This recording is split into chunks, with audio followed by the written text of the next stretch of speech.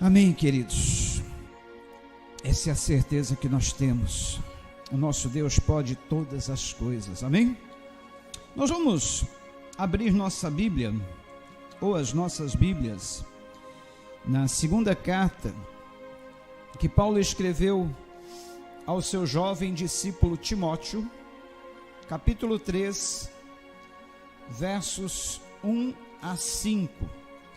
Segunda carta que Paulo escreveu a Timóteo, capítulo 3, versículos 1 a 5. Quero lembrar que nós estamos fazendo um estudo sequencial do livro do Apocalipse, capítulo por capítulo, versículo por versículo. Mas que no capítulo 7, nós abrimos um hiato para falar sobre o arrebatamento. E dentro desse hiato que nós abrimos para falar sobre o arrebatamento, eu também estou abrindo mais um espaço para falar sobre os nossos dias, a situação do mundo atual, a situação do homem atual. Eu tenho certeza que essa mensagem ela terá um cunho mais evangelístico. Nós já temos sido bem alimentados através da palavra, mas vez por outra se faz necessário nós trazermos uma palavra para aqueles que ainda não têm a mesma esperança que nós.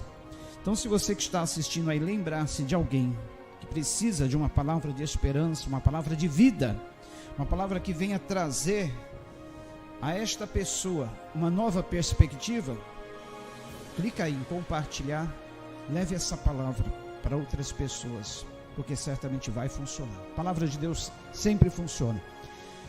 E dentro deste assunto que nós falaremos hoje a respeito do homem moderno, o homem nos dias atuais, nós vamos trazer uma palavra de esclarecimento sobre a época que nós estamos vivendo e sobre os problemas que cercam a humanidade nessa atual era.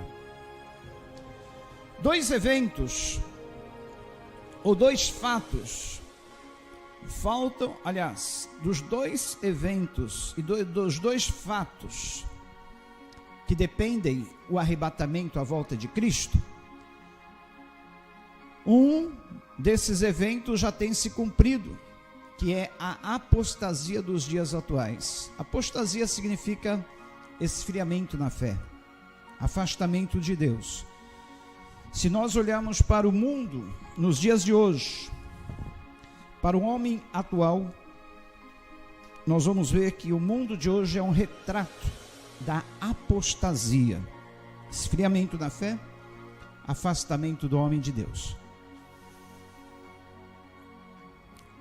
O evento único evento que falta, que resta, para que aconteça o arrebatamento da igreja, é a aparição do anticristo, o surgimento do homem do pecado, o filho da perdição, aquele que se levanta contra tudo o que diz respeito a Deus. E eu acredito que esse homem já nasceu, já está no mundo, mas falta apenas se manifestar. E como eu acredito que a igreja do Senhor, nós seremos arrebatados, ou seja, tirados, porque arrebatamento significa ser tirados da terra, no meio da grande tribulação, eu sinto te dizer que você terá o desprazer de conhecer esse homem, o filho da perdição, o homem do pecado. Mas quando ele mostrar mais cruelmente as suas garras, aí é o momento, no meio da grande tribulação, no meio dos 7 anos, é o momento de Cristo nos arrebatar, nos tirar dessa terra. E é bom nós sabermos e não confundirmos arrebatamento com segunda vinda de Cristo. São dois eventos distintos: arrebatamento e segunda volta de Cristo. No arrebatamento, Cristo não aparece. Ele simplesmente nos arranca desta terra. Será um rapto secreto, um sequestro secreto. Já na segunda vinda de Cristo, ao final dos 7 anos da grande tribulação, Cumpre-se a palavra que diz: como o relâmpago se mostra de oriente até o ocidente, assim será a vinda do Filho do Homem, e todo olho o verá. Esta seria a segunda volta de Cristo. No arrebatamento ele não aparece, somente tira-nos da terra. E na segunda vinda, ao final dos 7 anos, ele aparece, para que todo olho o veja. Queridos, olhando para o mundo atual, comparando com a Bíblia, nós podemos ter a certeza que nós estamos no período chamado princípio das dores e prestes ao fato de que o arrebatamento está bem próximo de acontecer. As dores deste princípio de dores estão se intensificando e aumentando em quantidade, frequência. E na segunda carta que Paulo escreveu a Timóteo, isso há quase 2000 anos atrás, no primeiro século da igreja cristã, Paulo já advertiu o seu jovem discípulo para ele ter cautela, cuidado com o tipo de pessoas que já estavam vivendo naqueles dias. As características das pessoas, de alguns homens vivendo naqueles dias, que são exatamente as características do homem atual, só que de uma forma ainda mais agravada.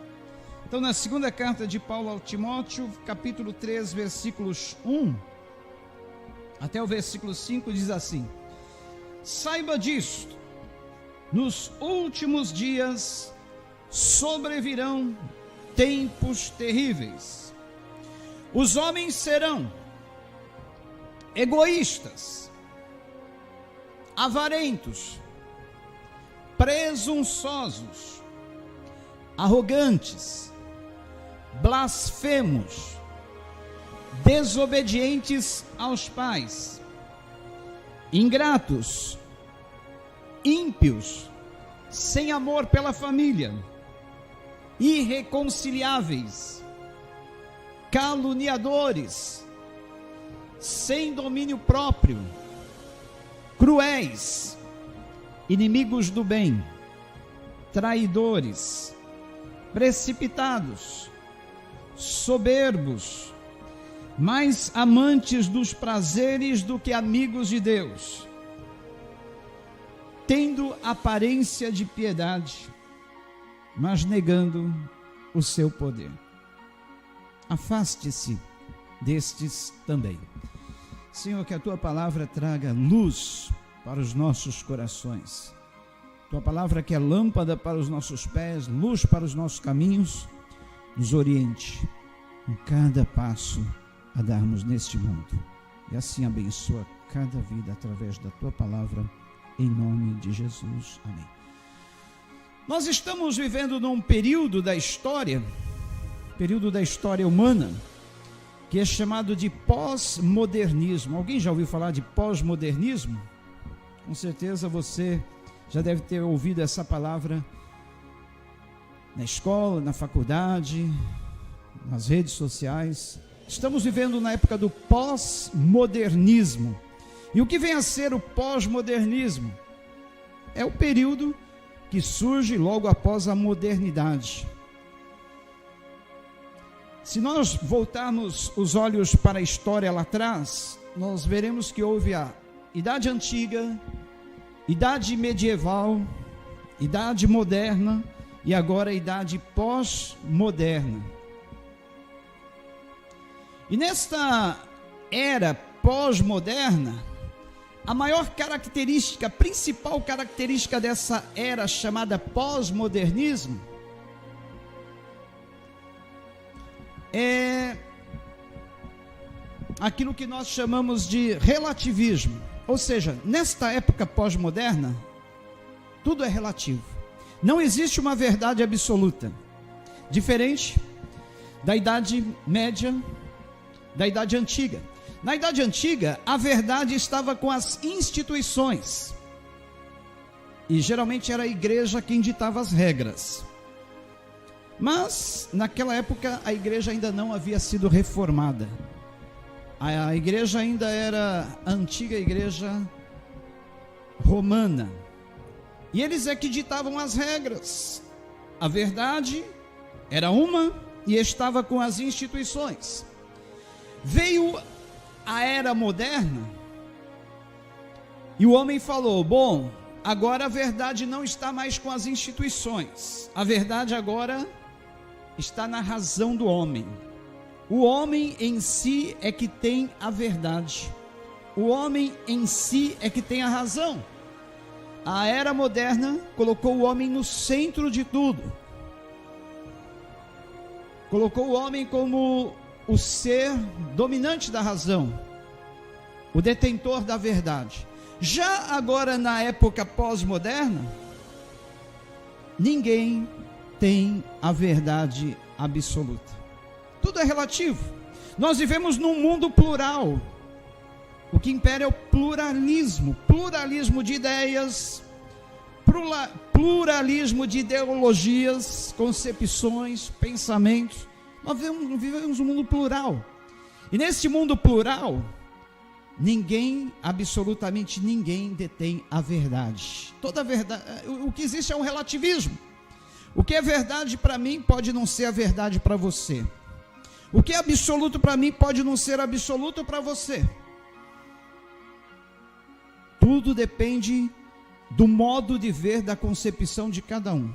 E nisso, o homem está afundando no mundo de incertezas, no mundo de indagações, no mundo de insegurança. Eu costumo dizer que a era pós-moderna é a era do das incertezas, da insegurança, das indagações, e o homem está afundando nisso. Ninguém mais sabe o que é a verdade. E isso é expresso na música, é expresso nos cinemas, nas artes em geral. Lembra-se daquela música composta pelo Toquinho nos anos 80? E o futuro é uma astronave que tentamos pilotar, sem saber ao certo onde vai dar.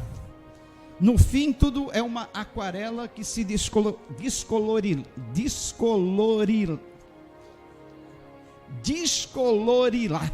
É isso? Ou descolorirá. Ô, palavrinha difícil. Descolorirá. O futuro é uma aquarela que vai perder a cor. Melhor falar assim, né? Já que a língua enrola aí. Para não falar uma língua estranha, deixa eu falar. O mundo vai perder a cor. O mundo vai perder a cor. Já Raul Seixas, o maluco beleza, ele dizia assim: eia nos 80, charrete que perdeu o condutor. Ou seja, é a música expressando o pensamento, a ideia, a situação do homem pós-moderno. O homem pós-moderno não sabe nada, perdeu a razão, não está entendendo o que está acontecendo no mundo. E nisso cai num vazio, num existencialismo vazio. Porque todo homem, segundo Tolstói, já nasce com um vazio no seu interior, e esse vazio tem exatamente a forma, o tamanho de Deus, e só pode ser preenchido por Deus. Esse vazio que o homem sente, esse algo que falta para preencher a sua existência, só é preenchido quando esse homem se encontra com Deus e descobre a verdade que Jesus falou em João 8,32, conhecereis a verdade vos libertará. Essa verdade que liberta o homem dessa crise existencial, dessa incerteza, dessa insegurança, dessas indagações. Na idade moderna, o homem detinha a verdade, porque ainda se acreditava nos dois mundos, o mundo material e o mundo espiritual. Isso já era concebido desde os filósofos antigos. Platão já falava desses dois mundos, dessas duas realidades. Veio o cristianismo e reforçou essa ideia. Existem dois mundos, mundo material, mas existe o mundo espiritual. A era moderna reforçou isto. Só que o homem pós-moderno, ele quer negar esse mundo espiritual. É a chamada secularização. O homem pós-moderno é um homem secularizado. Secularismo tem relação ao mundo, quer dizer, o mundo. O homem pós-moderno vive somente no mundo material e vive somente para si. Segundo a descrição do apóstolo Paulo com relação aos homens daquele dia e aos homens de hoje, a primeira característica é que seriam egoístas. O que significa egoísta? É a pessoa voltada para si mesmo, é um amante de si mesmo. Já não é mais ele e o próximo, é ele, tudo gira em torno dele. É o retrato daquela música, outra música dos anos 80. Eu me amo, não posso mais viver sem mim. Eu me amo. Lembram-se dessa? Então, hoje, os 2 mandamentos que Jesus resumiu toda a lei, no Antigo Testamento, na Antiga Aliança, eram cerca de 613 mandamentos, regras, cerimonialismos, preceitos que o homem deveria observar. 613. Jesus veio e cumpriu a lei. A lei terminou em Cristo, porque o fim da lei é Cristo, para a justiça de todo aquele que nele crê. Então hoje nós nem precisamos saber quais são esses 613 mandamentos, apesar que tem pessoas que ainda insistem em viver na lei. Aí eu pergunto, já que você vive na lei, você cumpre os 613 mandamentos? Aí a pessoa fica meio assim, mas quais são? Você nem sabe quais são os 613 mandamentos e diz que vive na lei? O fim da lei foi Cristo. Ele não aboliu a lei, mas ele cumpriu toda a lei. E resumiu, facilitou a vida da gente, dizendo assim, olha, agora você só precisa cumprir 2 mandamentos. Cumprindo esses 2 mandamentos, você vai cumprir toda a lei. Quais são? Amar a Deus sobre todas as coisas e ao seu próximo como a você mesmo. Quer dizer que se eu cumprir esses 2 mandamentos, eu cumpro toda a lei? Sim, funciona. Ame a Deus sobre todas as coisas e ao seu próximo como a você mesmo. E veja se você não cumpre toda a lei. Porque todos os demais 613 mandamentos se baseavam nisso. O amor a Deus e ao próximo. Olha só a obra maravilhosa que Cristo fez na cruz por nós. Ele facilitou tudo por nós. Cumpriu a pesada lei, os pesados mandamentos que nós deveríamos cumprir, e facilitou. Falou, a tarefa de casa de vocês agora vai ser essa, só isso. Ame a Deus sobre todas as coisas, acima de todas as coisas, e ao seu próximo como a você mesmo. Então quer dizer que para mim amar o meu próximo, eu tenho que me amar, correto? Se eu não me amar, você se ama você mesmo? Você olha no espelho e fala, cara, como eu gosto de você. Tu é genial, tu é fantástico, tu é linda. Faz isso, é bom. Você levanta a sua autoestima, né? Mas nada de exagero. O mundo não gira em torno de você. O mundo não é só você. Outra música dos anos 80, YMCA, eu sou mais eu. Errado. Você, mais Deus e mais o próximo. Então, queridos, ame a você, mas ame o seu próximo, como a você mesmo. O mal que você não quer para você, você também não quer para o seu próximo.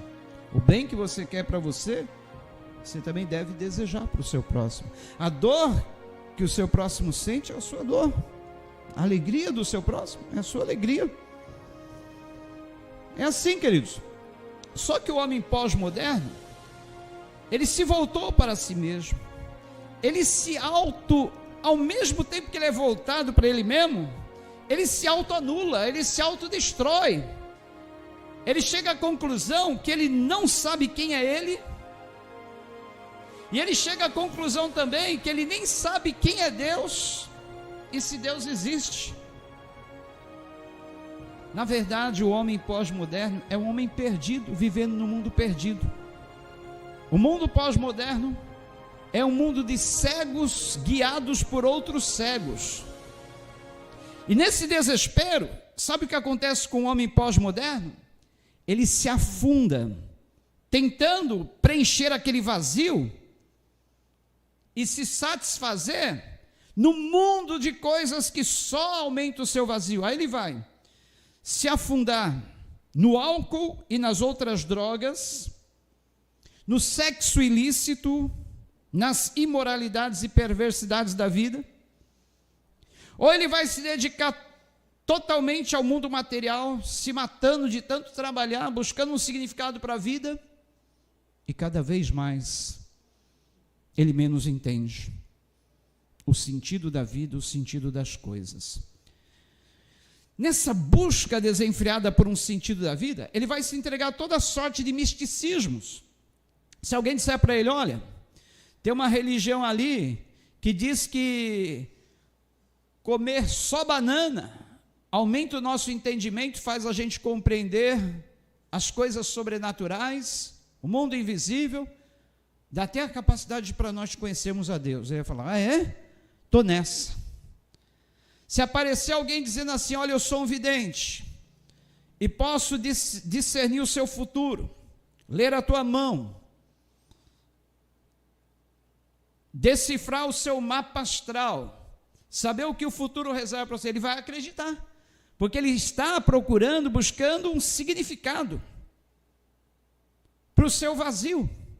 É nessa era que aumenta os chamados adeptos do agnosticismo, ou seja, para o agnóstico, Deus pode até existir, ele não nega a existência de Deus, mas ele diz que é um ser incompreensível, que foge à sua compreensão, por isso ele prefere nem crer e nem descrer.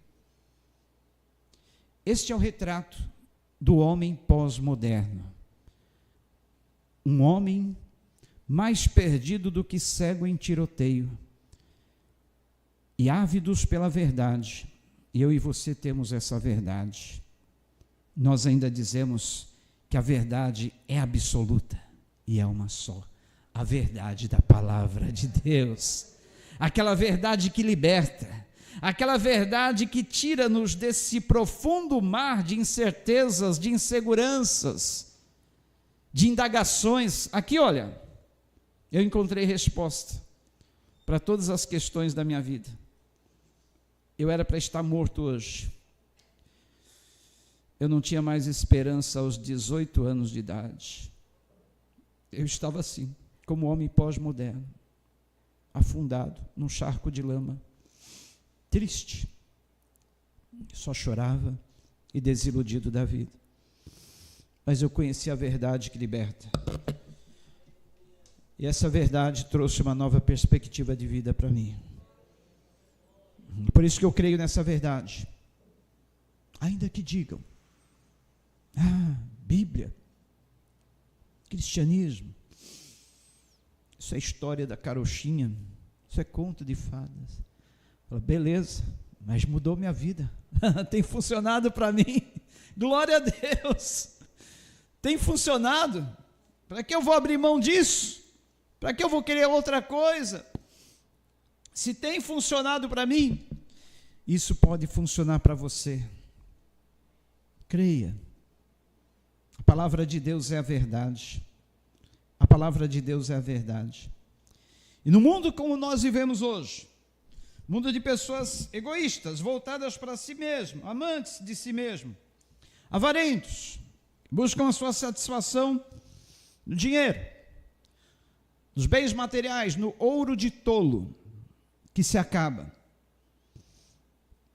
As pessoas se tornam presunçosas, acham que têm a verdade. Eu vou dizer mais, no mundo pós-moderno, quando nós pregamos e dizemos que temos a verdade, eles vão dizer, não, o mundo é plural, o mundo tem muitas ideologias, a verdade está com cada um dos indivíduos, a verdade está naqueles grupos, nas pequenas minorias, o que eles creem também é verdade, é uma verdade absoluta. É por isso que nesse mundo da era pós-moderna, nós temos que lutar contra tudo isso, o chamado direito das minorias. Nós não podemos dizer que eles estão errados, mesmo eles estando errados. Eles vão dizer: quem é você?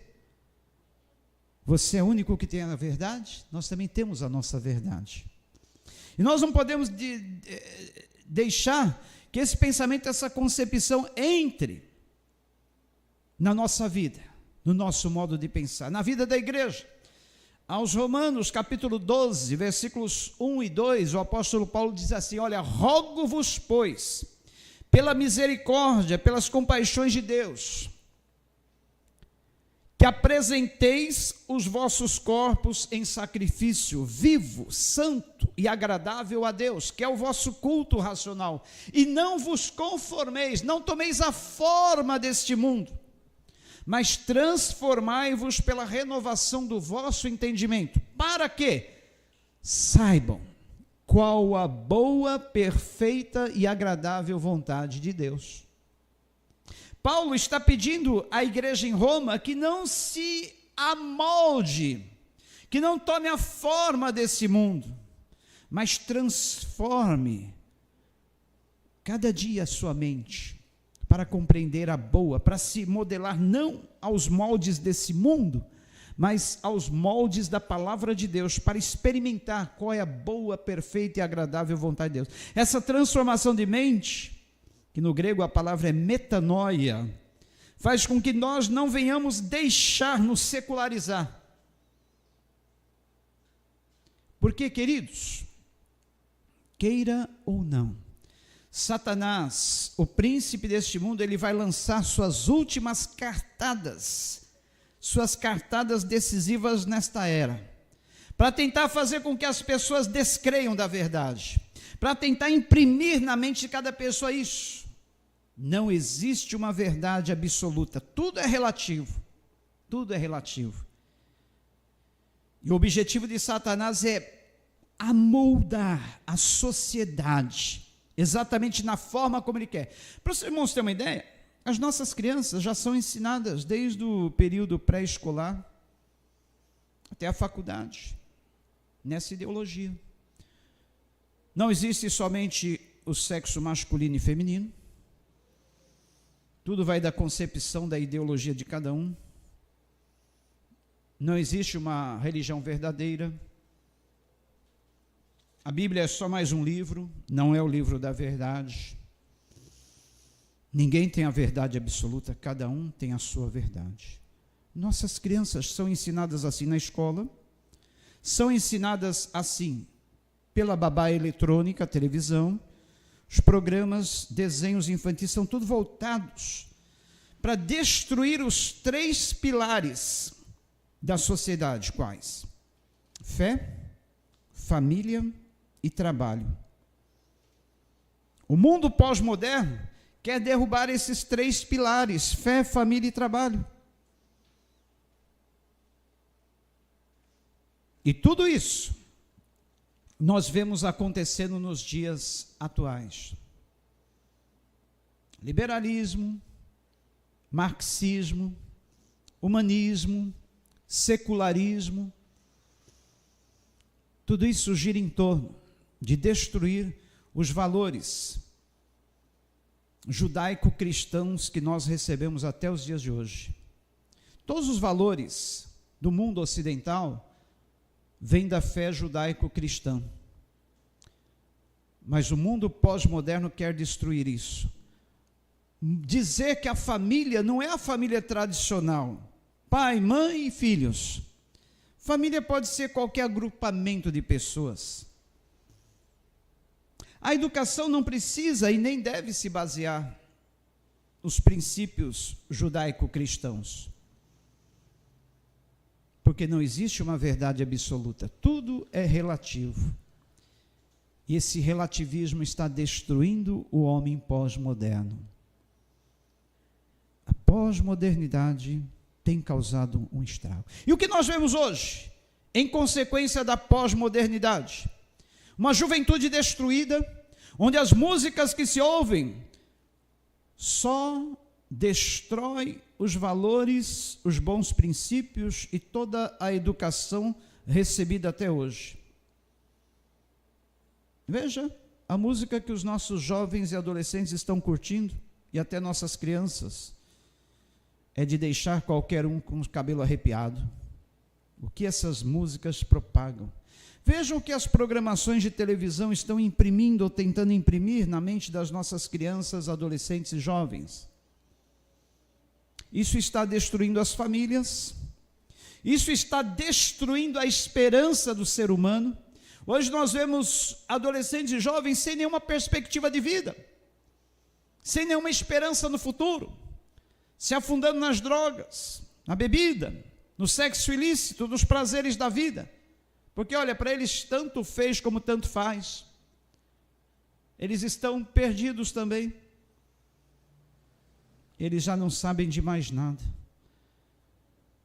E nessas condições, o pensamento que vem à mente do homem moderno é o pensamento fatalista, o mesmo pensamento que tinham os filósofos epicureus nos dias do apóstolo Paulo.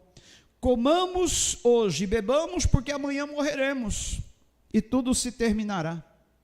Essa ideia que Satanás ele tenta incutir na mente das pessoas: coma, beba, aproveite a vida, porque a vida é curta e você deve curtir a vida, porque amanhã tudo acaba.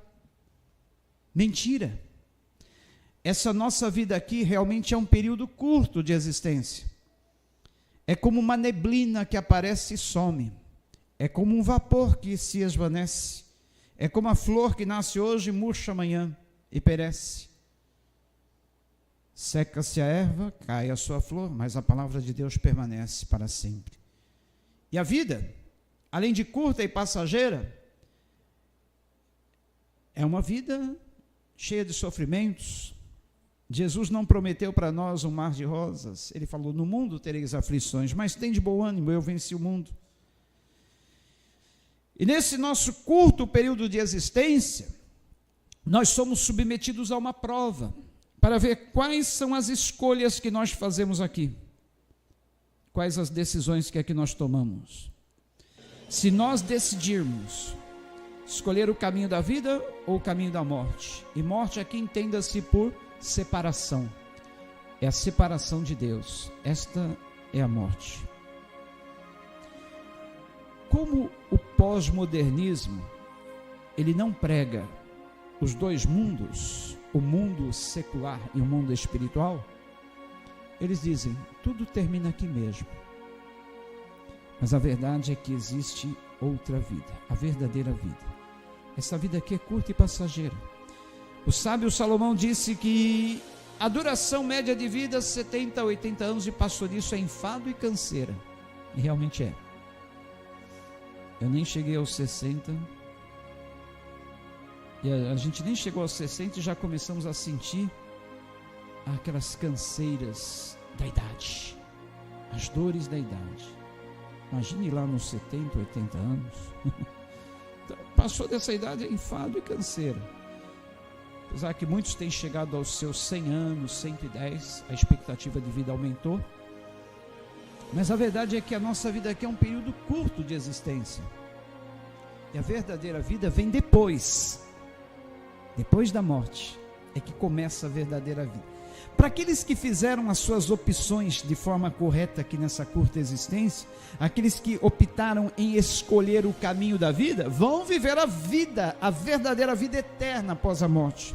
Mas aqueles que optaram em não querer a vida, vão experimentar uma morte eterna. O que significa morte eterna? Eterna separação de Deus. E a eterna separação de Deus da nossa alma e do nosso espírito significa o quê? Tormento eterno para a alma. Porque a alma sem Deus, o espírito sem Deus é tormento, é vazio, é tristeza. É só você se lembrar. Como era você antes de conhecer a verdade? Como era a tua vida antes de ter o encontro com Jesus? Lembra do tormento? Multiplica esse tormento por 1000 vezes. É o tormento que a pessoa que não escolheu a vida vai sentir por toda a eternidade. Traduzindo, será um inferno eterno, que nunca tem fim. Agora, compare a sua vida antes com o seu agora, o seu AC e o seu DC. antes de Cristo e depois de Cristo.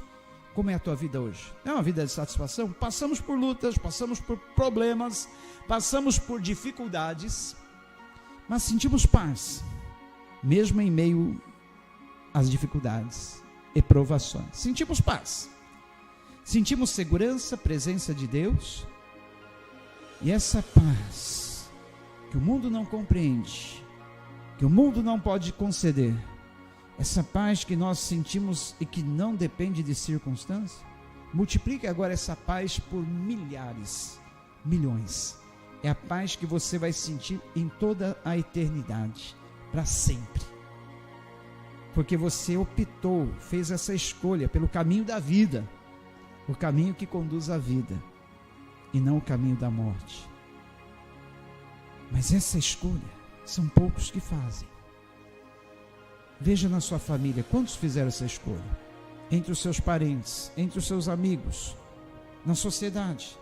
Se somos 30% entre os brasileiros que fizeram essa boa opção, é muito.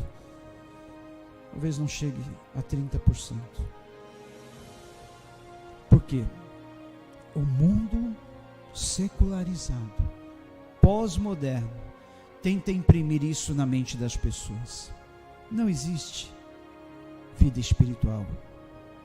Não existe céu e inferno. Não existe uma verdade absoluta. A Bíblia está ultrapassada. A verdade está com cada um. Tudo é relativo. A verdade está no pluralismo de ideias, ideologias. A verdade está com o grupo das minorias. Cada um tem a sua verdade. Agora eu pergunto, tem funcionado? Não tem funcionado. Tem aumentado o vazio no coração de cada homem. Tem tirado mais ainda a esperança, a perspectiva de vida. Tem afundado, destruído a nossa geração. Basta ver como é a nossa geração atual.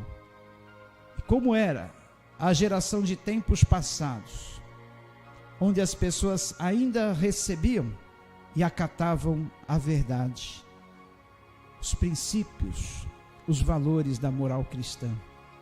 Hoje, o homem não aceita mais essa verdade. O homem se tornou tão escravo de Satanás.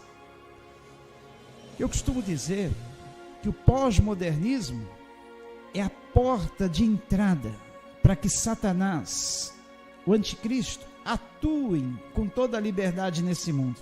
Através do pós-modernismo, o homem está abrindo as portas para que Satanás, através do anticristo, venha dominar o homem. Porque o homem já não oferece mais resistência. A mente do homem está entregue a Satanás. O homem foi subjugado. Seus pensamentos, nas suas emoções, nas suas ideias, nas suas concepções. E o caminho está aberto para que o anticristo venha e implante a verdade dele, que é uma mentira. Ele é o pai da mentira. Os irmãos têm uma ideia como as coisas estão? Não sei se os irmãos já ouviram falar do projeto Bluebeam. Eu não vou entrar em detalhes, mas depois, quem tiver curiosidade sobre esse assunto, nós gravamos ainda essa semana um vídeo falando sobre isso. Projeto Bluebeam. Projeto elaborado e estipulado pelas famílias dos dominantes desse mundo. Vocês sabem que existe um grupo de famílias ricas, que por sinal agora se tornaram 10 vezes mais ricas. Enquanto a pobreza, nessa época de pandemia que nós estamos vivendo, aumentou, o número de pessoas pobres aumentou, os que eram ricos, essas famílias de dominadores, ficaram muito mais ricas, muito mais. Só eles detêm 90% de toda a produção humana.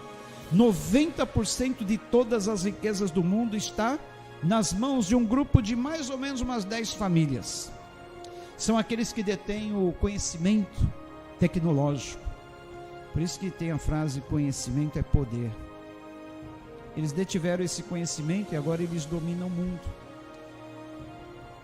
As famílias do chamado Vale do Silício, que investiu nessa era tecnológica que nós estamos vivendo, na era da informática. E essas famílias ricas, eles têm na sua agenda global, que um dos propósitos é exatamente isso: tirar Deus da jogada, fazer as pessoas desacreditarem na Bíblia, nos valores judaicos cristãos. E pasmem, queridos, a primeira etapa deste projeto chamado Blue Beam é fazer com que as pessoas desacreditem na religião, desacreditem em tudo quanto é valor moral, ético, filosofia cristã que recebeu até hoje. Desacreditar nas religiões, desacreditarem nos valores éticos, morais, ensinados pelos pais aos filhos até os dias de hoje. Segunda etapa, promover aparições de imagens no céu.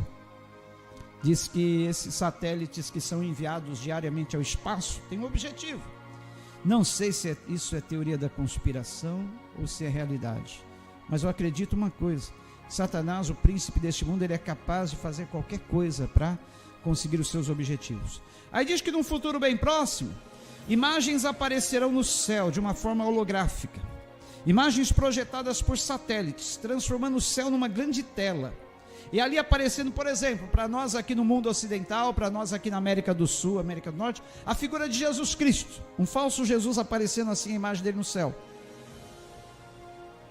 e com voz, e a voz vai estar dizendo assim: olha, filhinhos, amados, tudo que vocês aprenderam até hoje em matéria de religião, matéria de Bíblia, valores morais, esqueçam. Agora a verdade é eu que vou ditar. Tudo que eu vou dizer a vós, façam. Acreditem na nova religião, uma nova religião única, mundial, que está chegando. Esta é a segunda fase do projeto Blue Beam. Aí vem a terceira fase.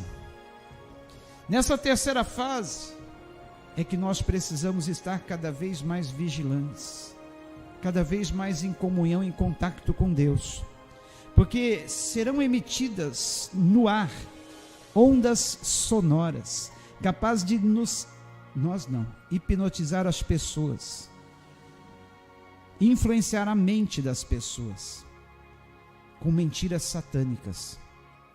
E a quarta etapa é a etapa que nós já vemos aí sendo já treinado. As pessoas já estão treinando a ver extraterrestres em todos os lugares, e esses extraterrestres trazendo para o mundo a nova ideia de uma nova religião. Projeto audacioso, ousado esse, né? Mas Satanás, ele é capaz de tudo.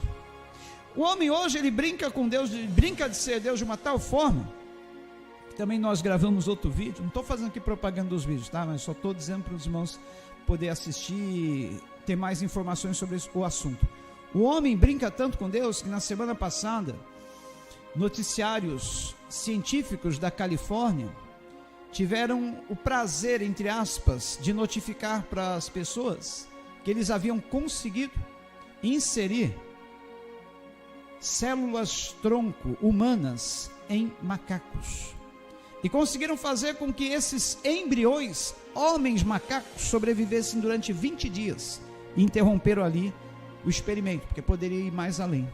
Aí surgiram um monte de questionamentos na área do direito, na área da ética. E se esses embriões crescerem, vão ser homens ou macacos?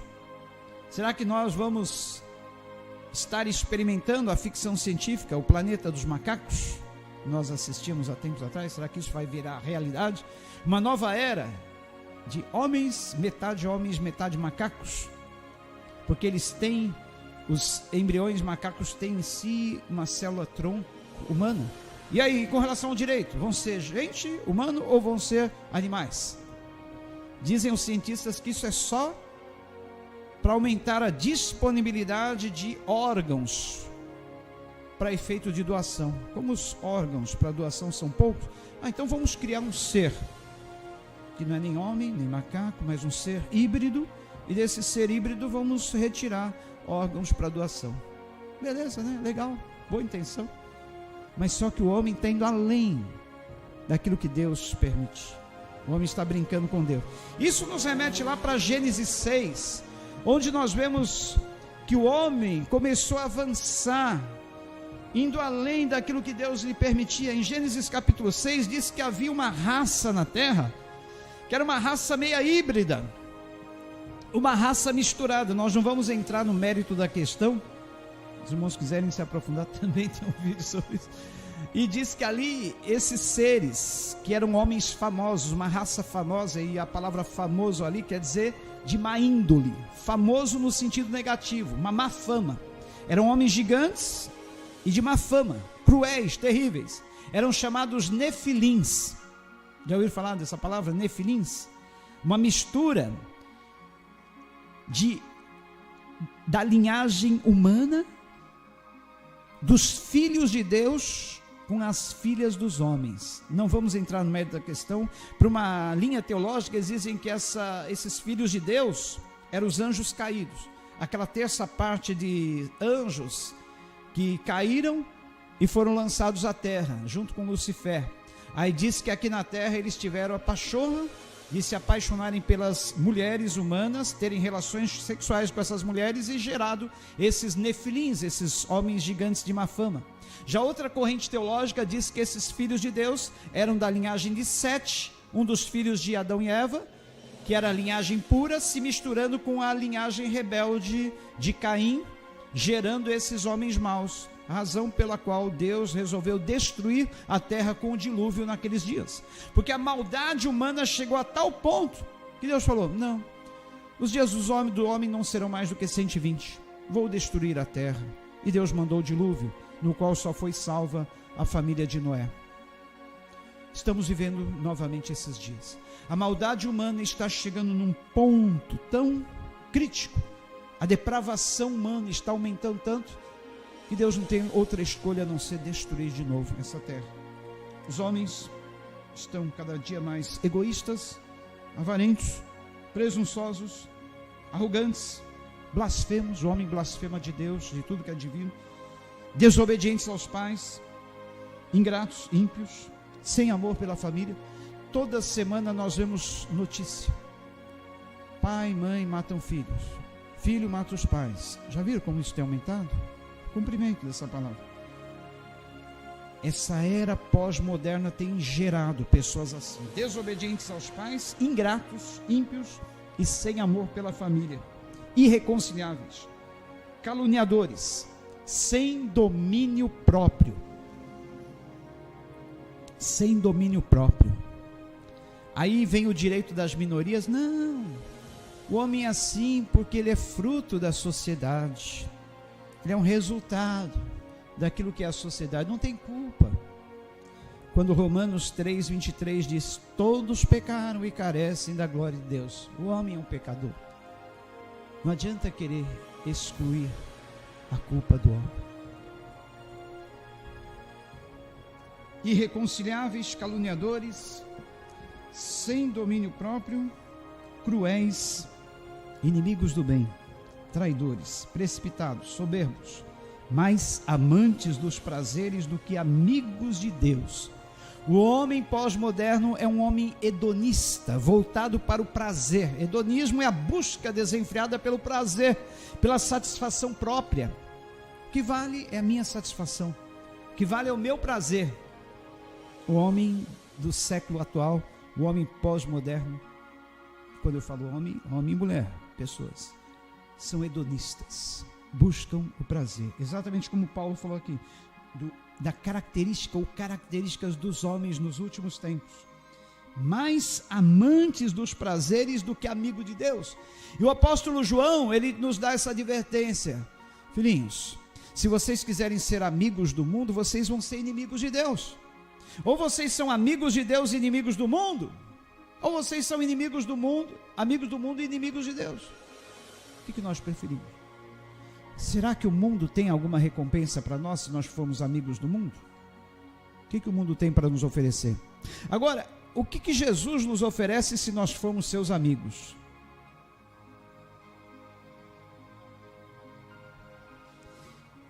Quem faz de Jesus o seu tudo, tem tudo em Jesus. Ô glória! Quem faz de Jesus o seu tudo, tem tudo em Jesus. Então Jesus tem tudo para nós. Ele é tudo para mim. Ele é tudo para mim. Ele é o tesouro que eu tenho guardado em meu peito. Ele é tudo para mim. Ele é o tesouro que eu tenho guardado em meu peito. Ele é tudo. Ele é tudo. Jesus é tudo. Quem faz de Jesus o seu tudo, tem tudo em Jesus. O contrário é nada. Se você quiser usufruir o mundo, você não tem nada. Porque o mundo não tem nada para nos oferecer. Jesus é tudo. Para finalizar, queridos, não quero me estender. O relógio ali parou. Que horas são, por favor? 8h30. Está na hora de nós terminarmos. Então, um conselho do apóstolo Paulo é: afaste-se destas pessoas. Procure se afastar das pessoas que te afastam de Deus e se aproximar daquelas pessoas que te aproximam de Deus. Não se coloque em julgo desigual. 1 Coríntios, capítulo 6, Paulo fala do julgo desigual. Ou melhor, segunda carta aos Coríntios, capítulo 6. Primeira carta de Paulo aos Coríntios, capítulo 6. Paulo fala do julgo desigual, ou seja, é a sociedade desigual do ímpio com o incrédulo, das trevas com a luz. Isso no casamento, nas sociedades comerciais, nas nossas amizades. Pastor, isso quer dizer que eu tenho que sair do mundo? Eu tenho meu trabalho.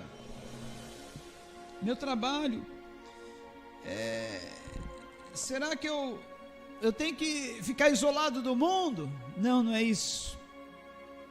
O que Deus está dizendo para nós é com relação às misturas. Não se misture com o mundo nos seus costumes, nos seus padrões de vida, seus modos de viver. Sabe que essa mistura aí do DNA, célula-tronco humana, em macacos, é algo proibido por Deus desde lá do Antigo Testamento. Se a gente lê lá em Levíticos 19, Deus proibia 3 tipos de mistura. Mistura de tipos de animais, um animal misturado com outro no cruzamento. Mistura de tipos de sementes semeadas na mesma lavoura ou no mesmo campo. Não sei porquê, era proibido misturar tipos de semente, criando frutos ou alimentos híbridos. E mistura de tipos de tecido nas roupas, tipo essa mistura, algodão com lycra, algodão com viscose, algodão com poliéster. Lá no Antigo Testamento, Yahvé proibia, o Eterno proibia. Ou a roupa tinha que ser inteira de algodão, ou inteira de outro tipo de tecido, mas não podia haver mistura. Deus nunca foi favorável a misturas. Por isso que ele vem buscar um povo seu, zeloso de boas obras, uma igreja imaculada, um povo puro, sem mistura. Por isso que Deus ele fala para nós: não se misture com o mundo, com os padrões, com as concepções do mundo, com as ideologias humanas. Fuja do pós-modernismo. Isso é maléfico, maléfico. Para terminarmos mesmo, queridos, tinha tanta coisa para falar, mas o tempo é curto. Mas, queridos, semana que vem nós continuamos com o nosso estudo do Apocalipse. Eu encorajo você a participar, porque, queridos, a verdade liberta, a verdade transforma, a verdade muda a nossa vida, a verdade muda a nossa concepção. Quanto bem nos traz, né? E com relação aos vídeos que eu mencionei, você pode assistir todos esses vídeos. Projeto Bluebeam, mistura de DNA humano com macaco, nova ordem mundial, secularismo, pós-modernismo, todos esses assuntos tá aí. São quantos vídeos postados mensalmente, Heber? Chegamos à marca de 158 vídeos postados por mês. Da internet do YouTube é um dos canais que mais tem postado vídeos diariamente. Falei, Heber, como que é isso? A gente está postando 158 vídeos por mês. Tudo para a honra e glória do Senhor Jesus e para nós alcançarmos o mundo, avançarmos, evangelizarmos. O número de inscritos no canal, que era 300 e pouco há um ano atrás, subiu para 7.000, para a glória do Senhor Jesus, amém? Imagine onde que essas mensagens, esses cultos aqui pregados têm chegado aí. É Jesus sendo glorificado.